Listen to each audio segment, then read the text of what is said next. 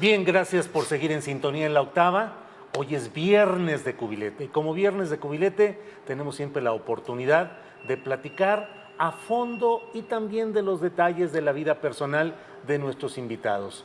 Hoy tengo el gusto de estar en el Centro Cultural Universitario de Tlatelolco, en este memorial del 68, una exposición muy importante que nos permite recordar la relación entre la protesta, la lucha social y el poder, el proceso de cambio en México, todo lo que implica la decisión de tratar de cambiar una realidad, de luchar socialmente por ello y también pues los actos de represión, los coletazos del poder. Sobre todo me da mucho gusto que hoy podamos compartir este Viernes de Cubilete con Jorge Volpi.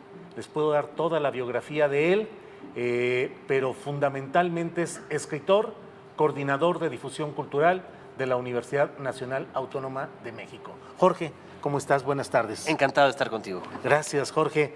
Pues primero que nada, gracias por estar en este espacio que creo que tiene un gran significado por lo que implica la historia mexicana de la lucha por cambiar y también la reacción del poder. ¿Tú eres un novelista de protesta?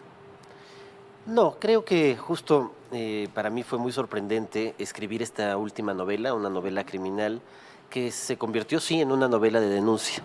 Yo creo que para mi generación, al contrario, durante mucho tiempo nos parecía que la literatura comprometida o que la literatura para denunciar algo estaba pasada de moda, que era algo de los años 60 o 70. Y sin embargo, lo que me pasó a mí y a mi generación es que la realidad terminó por alcanzarnos, la realidad mexicana con sus enormes desafíos y con todos sus horrores. Y al escribir esta novela, primero yo pensaba simplemente escribir una historia que era una historia apasionante, una historia real, la historia de Florence Cassé, Israel Vallarta, pero al final terminó convirtiéndose en una novela de denuncia del sistema de justicia mexicano. Entonces, solo esta novela así se convierte efectivamente en una novela comprometida, en una novela de denuncia. Tu inicio y tu postura como literato está signada por lo que se llamó la generación del crack, la ruptura. ¿Lograron romper o se está rompiendo algo? Bueno, en ese momento han pasado ya más de 20 años de que empezamos este grupo, más que movimiento, de amigos escritores. Lo que queríamos era distanciarnos de lo que parecía la norma en ese momento de la literatura latinoamericana. Y para ser latinoamericano uno tenía que ser exótico, que para ser latinoamericano uno tenía que escribir realismo mágico como García Márquez, que admirábamos enormemente, pero no la obligación de parecer latinoamericano así. Y creo que eso sí se consiguió a lo largo de estas 2 décadas que han pasado desde que lanzamos el Manifiesto del Crack. Ahora es mucho más natural que cualquier escritor latinoamericano escriba sobre cualquier tema posible sin que ese sea necesariamente el motivo por el cual sea criticado o alabado. Un mexicano que puede escribir sobre México o sobre cualquier otra realidad con la misma legitimidad de cualquier escritor del mundo. ¿Qué te decidió a ser escritor? ¿Qué buscabas? ¿Qué querías? Bueno, eso también fue un proceso, yo creo que rápido. A los 16 años estaba en la escuela, conocí a quien se ha convertido desde entonces en uno de mis mejores amigos, Eloy Urroz, que para entonces ya escribía poesía, y él me impulsó a participar en el concurso de cuento de la escuela. Yo hasta ese momento siempre pensé que iba a estudiar o ciencia o filosofía, y en los resultados del concurso yo quedé en tercer lugar, Eloy quedó en quinto, y conocimos a Ignacio Padilla, Nacho Padilla, que quedó en primero. Nos hicimos muy amigos y esa amistad nos convirtió en escritores también. Dentro de todo ese camino, pudiste haber tenido alternativas, la Y de la vida, ir hacia un lado o hacia otro. En concreto, ¿pudiste haber sido otra cosa? Sí, yo sobre todo creo que soy más que escritor, varias cosas frustradas. Soy un científico frustrado y un músico frustrado, que son las 2 cosas que en realidad más me hubiera gustado hacer. ¿Músico ejecutante o teórico? Si le pudiera vender mi alma al diablo, sería director de orquesta. Sí, para interpretar sobre todo cuál obra en el momento cumbre. No sé, alguna sinfonía de Mahler, supongo. ¿Y ejecutante? ¿Te hubiera gustado ejecutar? Sí, me hubiera gustado ser chelista, por ejemplo. ¿A quién admiras sobre todo como chelista? Bueno, Rostropovich o Janos Starker, hay muchos, digamos, que podría mencionar. ¿Y esa vocación quedó abandonada? Sí, quedó abandonada. Estudié muy poco música, un par de años de guitarra. Ujú. Puedo seguir levemente una partitura, pero lamentablemente es un terreno que abandoné, que me gustaría volver, ya no para ser profesional desde luego, pero por lo menos para conocer aún mejor la música. ¿Científico por referencia familiar? Bueno, levemente. Mi padre era médico. Ujú, Lo que le hubiera gustado es que yo estudiara medicina o mi hermano, ninguno lo hicimos. ujú. Y yo nunca pensé en la medicina como opción, pero siempre las matemáticas me fascinaron, era la materia en la que mejor me iba en la escuela. Yo siempre imaginé que iba a terminar convirtiéndome en físico. Ujú. Leía muchísimos libros de divulgación científica desde que estaba en la secundaria. Ese era el mundo que imaginaba que quería tener. Luego tuve pésimos profesores de física en la preparatoria que me alejaron por completo de ese mundo y al contrario tuve buenos maestros de literatura, de historia, de filosofía y terminé yéndome hacia ese otro lado, pero también siempre lamenté no haber seguido una carrera científica. ¿Serían mejores las ciencias exactas que las sociales? No, yo creo que uno de los problemas que tenemos en nuestra época, desde hace ya mucho, probablemente el siglo XX, es esta división en lo que este escritor inglés C.P. Snow llamaba las dos culturas. Cultura Ujú. científica de un lado, humanística y artística del otro, siempre separadas, que no había ocurrido antes. O sea, en la historia de la humanidad eso había estado junto como formas de enfrentar la realidad, como formas de construir la realidad y de entender la realidad y se fue perdiendo hasta terminar en esta división que sigue siendo muy negativa y que ahora desde la universidad quisiéramos reintegrar todo el tiempo. ¿Dónde pasaste tu infancia? ¿Dónde corriste? ¿Dónde soñaste? En la Ciudad de México, en la colonia Postal. Mm, Esa es donde estaba la casa de mis padres y ahí viví hasta los 26 años. ujú. Esa era mi colonia, mi barrio. Clase media. Clase media, sí, Ujú. muy clase media. Aspiraciones tuyas, enriquecimiento intelectual, enriquecimiento material. Pues el dinero es algo que a mi padre nunca le importó. Mi Ujú. padre era, como te decía, cirujano. Él nunca quiso tener una consulta privada. Él siempre trabajó para el ISSSTE Mm, eh, y daba clases en la universidad. Dio clases en la universidad 35 años y realmente era alguien a quien el dinero solo le importaba para lo mínimo. Yo creo que eso mismo nos lo transmitió a nosotros. ujú. Eh, Escritura autobiográfica. Lo he hecho en ocasiones, sobre todo en un par de libros, en El Jardín Devastado, una novelita corta autobiográfica en muchos sentidos, y sobre todo en el libro que dediqué justamente tras la muerte de mi padre, Ujú, sí. a él, ¿no? Examen de mi padre, un libro de ensayos memorialísticos donde intento contar la vida de mi padre a través de los órganos del cuerpo, eh, qué importancia tenían para él como médico y como cirujano, y a partir de ahí metáforas para tratar de hablar de la relación entre él y yo, y para tratar también de hablar de no solo el cuerpo físico, sino también el cuerpo social, y entonces un libro que también habla sobre México y la relación entre México, mi padre y yo. ¿Cómo combinar, cómo conciliar, cómo producir inspiración, textos literarios y al mismo tiempo ser funcionario cultural? Bueno, a veces es complicado. He tenido distintas oportunidades de trabajo de acción cultural en el Instituto de México en París, en Canal 22, en el Festival Cervantino y ahora en la UNAM.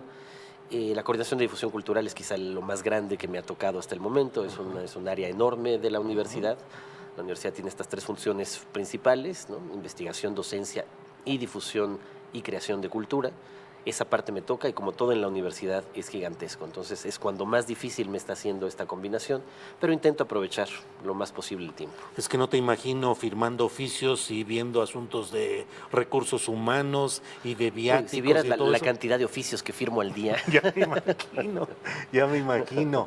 ¿Y cómo asumes como pérdida de tiempo respecto a la literatura? No, me parece un desafío fabuloso. Estar en la universidad en este momento es apasionante por la situación del país y por la situación de la universidad misma.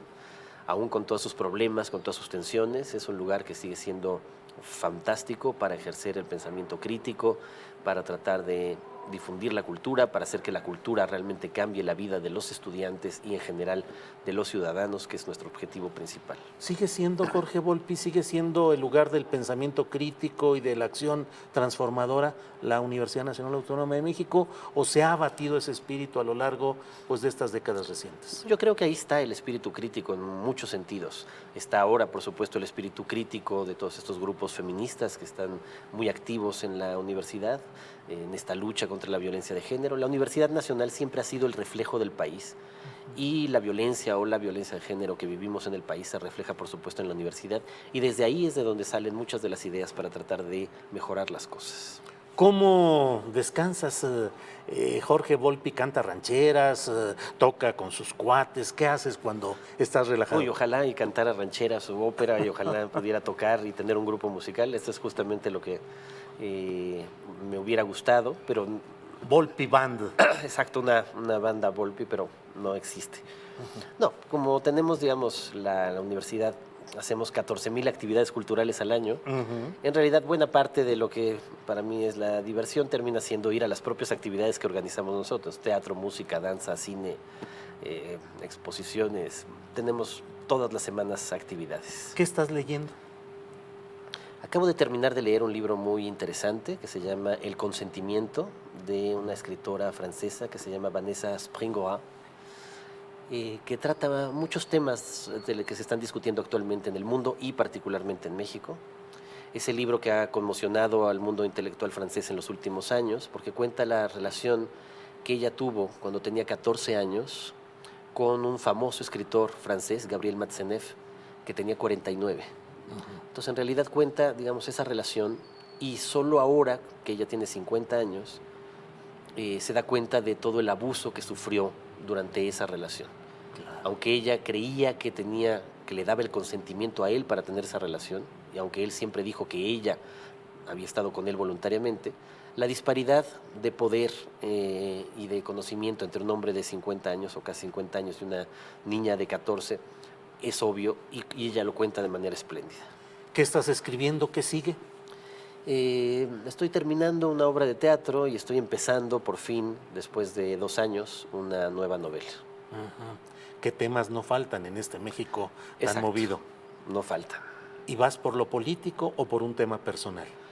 Es un tema que involucra lo personal y también lo político. Es una novela que también tratará de alguna forma sobre la violencia en México. Pues no. ¿Te vas a especializar en el tema de violencia al estilo de una novela criminal?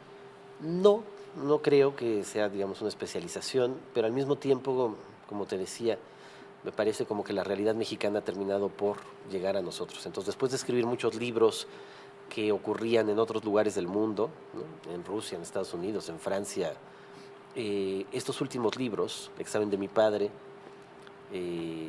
una novela criminal, y este siguiente, vuelven a México. Y vuelven a México, yo creo que precisamente porque es necesario contar lo que está pasando en México. ¿La Nota Roja es hoy el mejor referente para la crónica nacional? Bueno, más bien lo terrible es que la Nota Roja se ha convertido en algo tan habitual que ya ni siquiera escandaliza. Cuando tenemos 250,000 muertos derivados de la guerra contra el narco, 70, 80,000 desaparecidos, incontables desplazados, la Nota Roja ya ni siquiera refleja eso. Estamos en un país que no es capaz de saber lo que le ha pasado en estos 15 años, que no tenemos las historias de todas estas personas y familias involucradas de una manera u otra con la violencia. Es un país sin justicia, donde la impunidad reina por completo. Y ahí, escritores, periodistas, pues tenemos la misión también, si nosotros queremos aceptarla, de contar lo que está pasando. Jorge, si me permites, vamos a una pausa para fines comerciales y publicitarios y volvemos en este viernes de Cubilete. Gracias, regresamos ahora.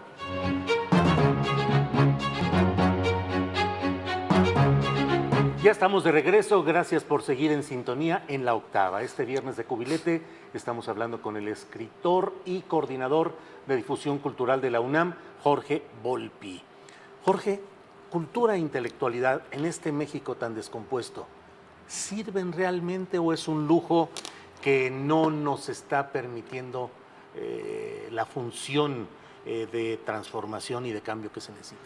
No, yo creo que la cultura y el arte son imprescindibles en un momento de tanta incertidumbre y de tanta violencia como el que vivimos en México desde hace 15 años. Tenemos que darnos cuenta de que la cultura y el arte no son cosas simplemente accesorias, no son solo entretenimientos, no solo para pasar el rato. Realmente nos permiten investigar la realidad de otras maneras, sentir la realidad de otras maneras, sentir las historias de los demás de otras maneras, representarlas, discutirlas, entenderlas, y eso es fundamental en un momento de crisis como el nuestro. ¿Qué es lo que más te harta o te molesta de este México en el que vivimos? Bueno, sobre todo que es un país sin justicia, sin Estado de Derecho. Esta se ha convertido un poco en mi obsesión de los últimos años, quizá después de escribir o escribiendo una novela criminal, observar realmente cómo no existe justicia alguna en este país. De los delitos que se denuncian se resuelve el 10% o menos. Y probablemente se denuncia solamente el 10% de los delitos que se cometen, así que probablemente estamos en torno al 1% de los delitos que pasan en este país se resuelven. Eso significa que la impunidad es absoluta. Significa que tenemos un sistema de justicia mal diseñado, mal implementado, ineficaz en la investigación, donde la corrupción sigue alcanzando todos los niveles, donde tenemos prácticas de tortura y donde somos incapaces de encontrar la verdad. Y eso es quizá uno de los asuntos más graves para cualquier país, el que ningún ciudadano en este país pueda sentirse seguro. ¿Te genera esperanza el momento político que se vive hoy en México, es decir, específicamente la administración de López Obrador, con sus claroscuros como todo proceso político, pero te genera esperanza fundada de cambio? Yo, por supuesto, voté por él y para mí fue un día de gran entusiasmo su victoria. Creo, sin embargo, que ya en el gobierno, buena parte de las ideas que se habían manejado durante la campaña, buena parte de las ideas innovadoras, por ejemplo, en términos de justicia que habían manejado en la campaña, no se han llevado a cabo en la práctica, sino que estamos repitiendo los mismos errores de las administraciones anteriores. Me genera, desde luego, optimismo los puntos que creo que son los más destacables de la administración del presidente. La lucha contra la desigualdad, los programas sociales, el aumento del salario mínimo, todas esas partes creo que son medidas que no se habían tomado antes, que eran urgentes y que en efecto poco a poco van a transformar a la sociedad. Pero en muchos otros rubros, en rubros como justicia, en rubros como migración o incluso ahora, digamos, frente a la violencia de género, yo creo que la actitud tanto del presidente como del gobierno deja mucho que desear. Hay una enorme decepción en un buen sector de la población mexicana que votó entusiastamente por él frente a lo que se percibe por primera vez como una desconexión entre el presidente y la sociedad, que es algo que nunca había ocurrido y que me parece particularmente peligroso. Tengo por aquí algunos recortes periodísticos relacionados contigo, los voy a abrir como salgan, como vayan cayendo. Dice aquí esta entrevista en El Adelanto de Salamanca, el periódico El Adelanto de Salamanca: mi mayor obsesión es la vida. Sí. ¿Y hoy cuál es nuestra mayor obsesión en México? ¿No morir? Pues sí, yo creo que la vida sigue siendo nuestra mayor obsesión, dado que estamos rodeados de muerte, dado de que este país en realidad no ha dejado de ser un cementerio desde que se lanzó la guerra contra el narco. Y sin embargo pareciera que la vida fluye, que todo mundo cumple, trabaja, avanza, sigue su vida, sin que haya una protesta proporcional a los agravios que se reciben. Exactamente, esa es otra de las cosas también terribles. Pareciera que vivimos en un país normal, en muchos sectores, aquí lo estamos viendo, pero este no es un país normal. Es un país con 250,000 muertos derivados de la violencia en estos 15 años, no puede ser un país normal. Y sin embargo intentamos, porque también la vida sigue, cada quien tiene que luchar por su propia existencia y por mejorar y por ser feliz, pero eso nos hace olvidar justamente estas cifras aterradoras que no han disminuido en absoluto. A ver, paso aquí a ver alguna otra de las... Jorge Volpi gana el renovado premio Biblioteca Breve, pero estás bien chavito ahí. Tenía 30 años. 30 años. ¿Has escrito lo que has querido? En una medida, una escritora escribe de lo que ha querido y lo que ha podido. O sea, la escritura también siempre es un fracaso. Uno se acerca a lo que quiere escribir, pero nunca llega a ello. ¿Y cuál ha sido el mayor fracaso en esa búsqueda tuya? Bueno, ¿En dónde te has quedado atorado? digo, en muchas ocasiones, pero incluso el año pasado intenté empezar a escribir una novela que terminé por abandonar por completo, por ejemplo. ¿Y qué le pasó a ese texto? ¿Al cesto de la basura? Al cesto de la basura. ¿De verdad? Sí. ¿Con cuánto avance? ¿Cuántas páginas Unas lleva? 100 páginas de avance. Híjole. ¿Y qué es lo que no te gustaba? La No, construcción. no funcionaba, no sabía hacia dónde iba, nunca supe, sobre todo eso, hacia dónde iba esa historia. Veo por aquí, mira. Asume Volpi el éxito. ¿Lo asumes? ¿Eres un escritor exitoso? El éxito literario también es siempre relativo. La fama literaria siempre es relativa, sobre todo si uno la compara con cualquier otro tipo de fama de los artistas de la televisión o del cine. Estoy contento simplemente de tener un buen número de lectores de los distintos libros que he publicado. El más impactante, a pesar de que hay otros que tienen premios igualmente relevantes, pero una novela criminal, ¿significó un cambio en tu concepción de literatura y sociedad? Creo que significó sí mi regreso definitivo a México.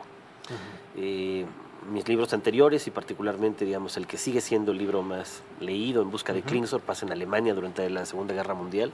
25, traducido a 25 idiomas. Sí, ya van como 30, pero sí, ese libro, que había sido el libro que además me cambió la vida, y sin embargo, justo 20 años después de ese libro, escribí una novela criminal, que curiosamente además tiene el mismo tema de fondo. Son dos novelas sobre la búsqueda de la verdad y la imposibilidad de encontrar la verdad. Solo que ese hace 20 años ocurría en un mundo lejano en términos históricos, donde había mucha ficción, y de pronto una novela criminal me hizo regresar a México, contar una historia mexicana absolutamente real, sin utilizar la imaginación y solo tratando de articular la historia como si fuera una novela, pero extrayéndola directamente de las fuentes en un trabajo que es mucho más periodístico en ese sentido que de imaginación literaria. Y sí, ese me acercó mucho más de vuelta a México, en el mundo imaginario, en el mundo literario. Siempre utilizamos aquí de cómplice al cubilete para que nos permita hacer preguntas cómodas o incómodas según queramos. ¿Quieres que le entremos aquí al tal cubilete? Ándale. 2 pares. Par de 10, par de 9. Bueno, pues muy bien. Déjame ver. ¿Tú juegas cubilete o alguna...? Hacía mucho que no jugaba un cubilete. Empatamos, pero tú lo tenías con un as. Exacto. Y yo con un rey. Así es que tú tienes derecho a preguntarme lo que quieras, desde la hora hasta lo que quieras.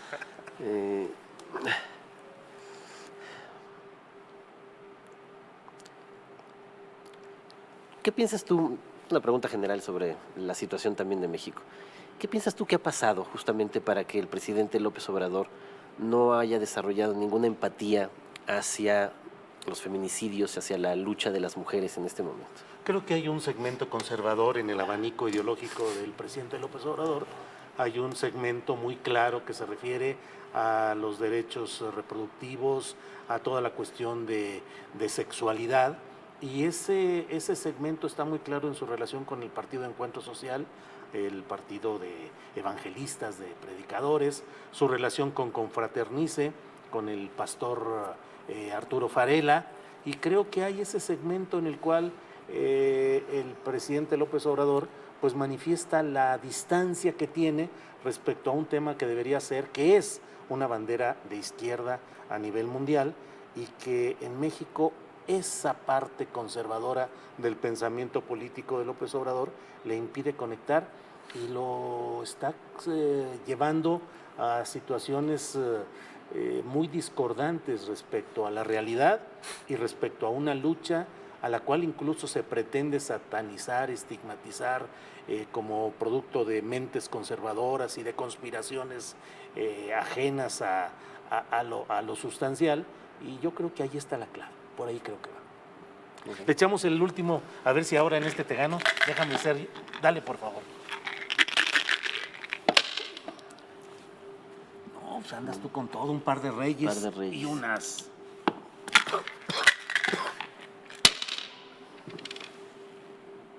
Pues ganaste de nuevo. Sí, ¿no? No andas con todo, sí.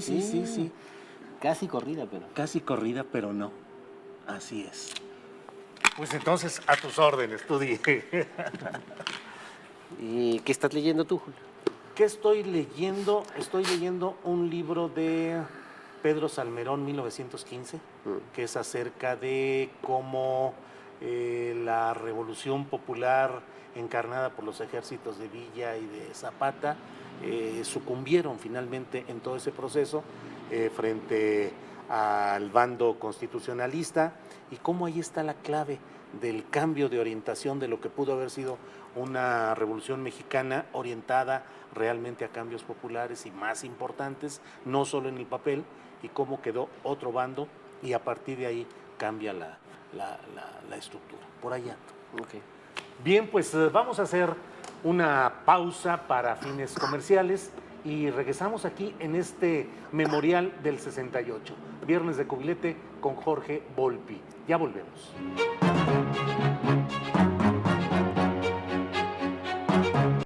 Hola, soy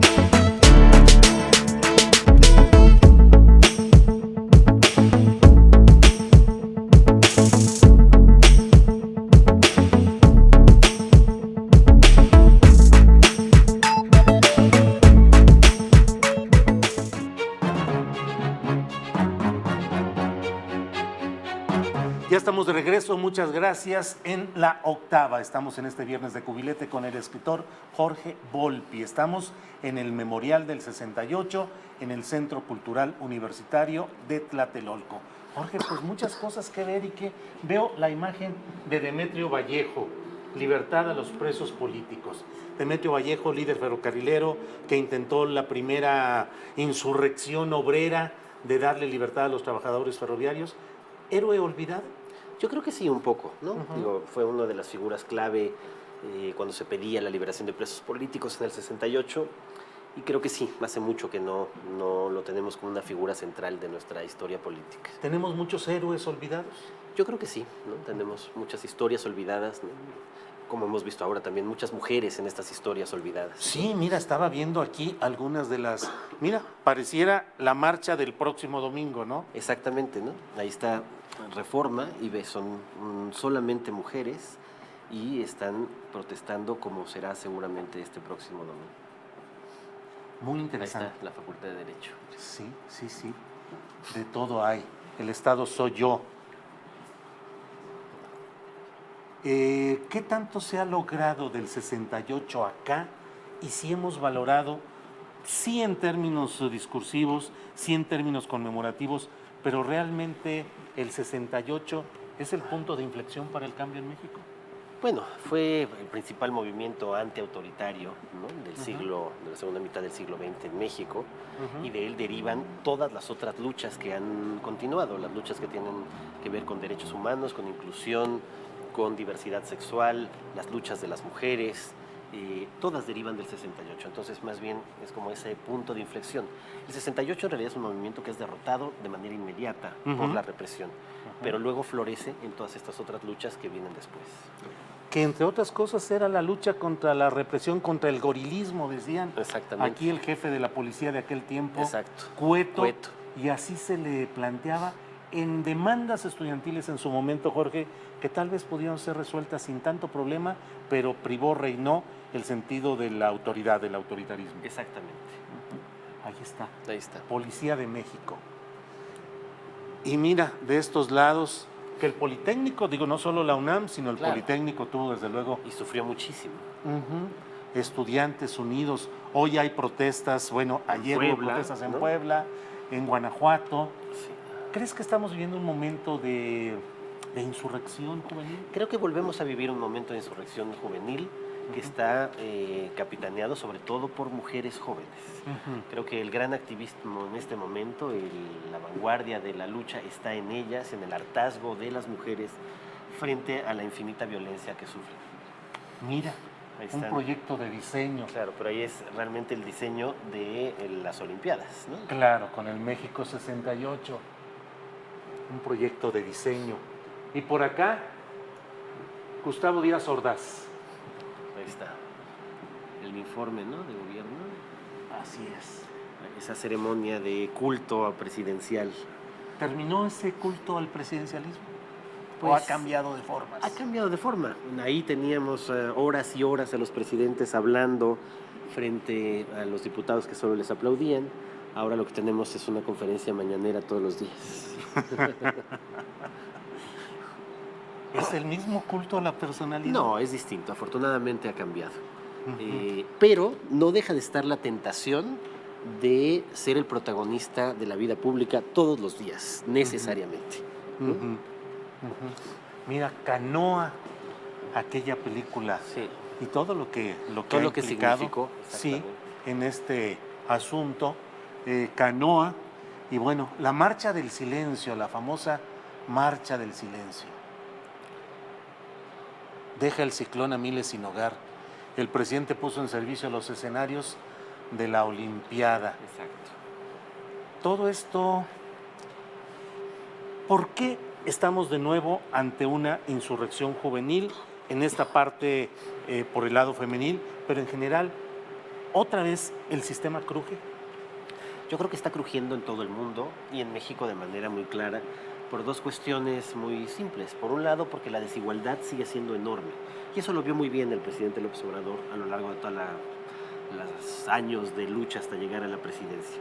O sea, la desigualdad económica abismal, terrible, somos una de las sociedades más desiguales del mundo y eso tenía que cambiar. y yo creo que ese es el motivo principal de su elección, el hartazgo frente a la desigualdad, y segundo, la violencia. Lo que pasa es que esta desigualdad no solo es económica, también es esta desigualdad que sigue existiendo abismal entre hombres y mujeres, particularmente justo en términos de la violencia que los hombres ejercen contra las mujeres. Ya no vemos estas escenas de represión a estudiantes, a jóvenes, pero todos los días vemos la represión al pueblo en general, no por autoridades, pero sí por nuevos poderes como es el poder criminal impune. Exactamente. O sea, de todas maneras tenemos que pensar que en el 68, aún considerando la matanza de Tlatelolco, el número de muertos en realidad fue relativamente pequeño si lo comparamos con lo que está pasando en el México actual. O sea, los niveles de violencia de esa época que nos parecieron abismales y que marcaron a México y que siempre fue como una herida que nunca se resolvió, bueno, justo acá, en nuestro caso son infinitamente mayores y deberían todavía de despertar una protesta incluso mayor. Veo las versiones del ejército mexicano, el general Marcelino García Barragán, de un historial todavía por esclarecerse, ¿no? Exactamente. Entre el señalamiento de una responsabilidad y al mismo tiempo los entretelones de los pleitos internos Del propio gobierno. Del propio gobierno. Y además historias muy peculiares. El secretario de la Defensa, su hijo luego secretario de la Reforma Agraria, Javier García Paniagua, y hoy su nieto, jefe de la policía en la Ciudad de México. Exactamente. García Harfuch. Exacto. Sí, no deja de ser curioso, digamos, estas historias familiares que marcan la historia del país también, ¿no? ¿Qué tanto hoy estamos cayendo en un nuevo poder militar dominante? Yo creo que esa es una de las grandes preocupaciones justo del gobierno de López Obrador. Tiene que ver con esta extraña manera de concederle al ejército otra vez un lugar fundamental en la vida pública, cuando justo él durante tanto tiempo dijo que lo que ocurriría sería el regreso del ejército a sus cuarteles, y en vez de eso pues, se han formado un cuerpo que es un cuerpo básicamente militar, que es la Guardia Nacional, y la manera como está siendo utilizada, incluso en casos terribles, sobre todo para controlar a los migrantes por las órdenes de Trump. Esa es una de las partes más preocupantes de los giros que está dando la política explícita de López Obrador, es decir, hay cosas que ya heredó y que bueno, está tratando de mejorar, pero hay cosas que él está decidiendo, entre otras, la entrega de un poder muy fuerte a los militares y el cambio en la visualización del problema de los migrantes. Pues sí, esta es una historia, digamos, terrible. No sé si otro presidente hubiera actuado de manera distinta. La presión de Estados Unidos es tremenda, pero lo que no tendríamos que hacer es enorgullecernos de estar deteniendo migrantes en la frontera, de tener campos de concentración en la frontera, aunque no les demos este nombre, del maltrato que les estamos dando en las dos fronteras a los migrantes. O sea, probablemente sería difícil para cualquier gobierno contener una presión tan fuerte como la de Estados Unidos en este momento, pero tendríamos que tener al menos un sentido de resistencia y frente a lo que se nos está imponiendo. ¿Te late, te gustaría hacer una novela política sobre estos momentos? Pues creo que es lo que voy a terminar por escribir, justamente. ¿No hay ya demasiadas novelas políticas? Bueno, o sea, una novela... Siempre habrá. Siempre habrá el poder y la relación del poder con los distintos vidas personales, pues siempre ha sido uno de los grandes temas de la literatura.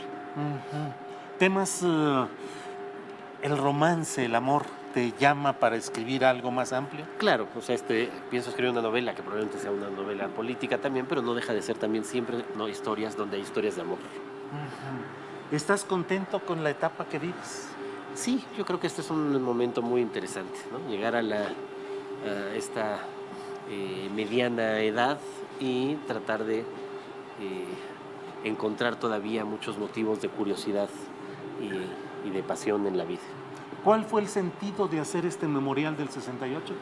Bueno, desde que la Secretaría de Relaciones Exteriores abandonó este lugar y cuando finalmente, precisamente el gobierno de la Ciudad de México, de López Obrador, le cede a la universidad este espacio, siempre se pensó que aquí tenía que haber un memorial que recordase justamente lo ocurrido en el 68 aquí, que para la universidad fue tan importante. En este espacio que es una especie de resumen de toda la historia de México. ¿Algún intelectual en especial te llama la atención de su participación política en el 68?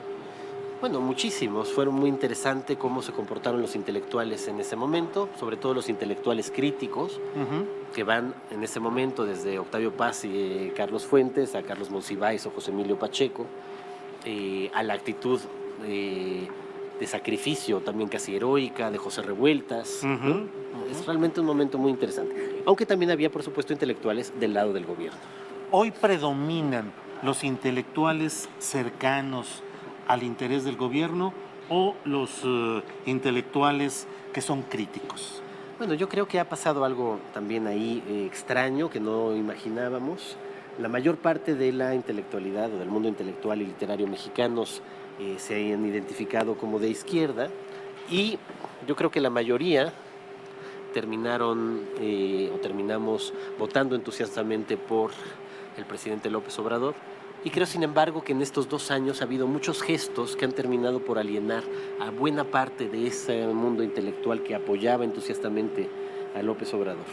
Recortes en cultura, recortes en ciencia, una especie de hostigamiento hacia las universidades, han terminado por distanciar a muchos de esos intelectuales que en realidad eran mucho más simpatizantes de él de lo que son ahora. El presidente López Obrador no tiene una vertiente legítimamente seductora de los intelectuales mexicanos. Yo creo que la tuvo durante muchísimo tiempo y justamente lo extraño es, digamos, la manera como muy rápidamente en el primer año de gobierno perdió buena parte de esa capacidad de seducción frente al mundo intelectual. En ese esquema de pérdida de esa capacidad de seducción, ¿ves tú el riesgo de una regresión política que nos lleve en una especie de péndulo de una apertura a la izquierda a un regreso de la derecha y una derecha vengativa en México? Ojalá y no ocurra, porque más allá de la decepción que podamos tener frente a muchas de las políticas del gobierno, lo que sí ya sabemos es que lo otro es mucho peor.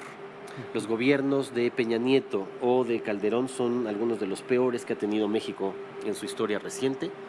Uno provocó la mayor catástrofe humanitaria que México ha vivido, la guerra contra el narco. El otro fue un gobierno extractivo que lo único que buscaba era el propio provecho del propio gobierno, de muchas maneras, una corrupción abismal.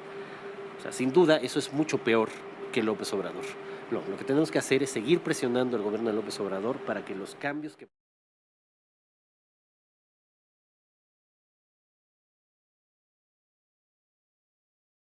¿Crees que debe haber un perfil con acento específico en algo para que sea el próximo presidente? Pues lo mejor sería que fuera una mujer.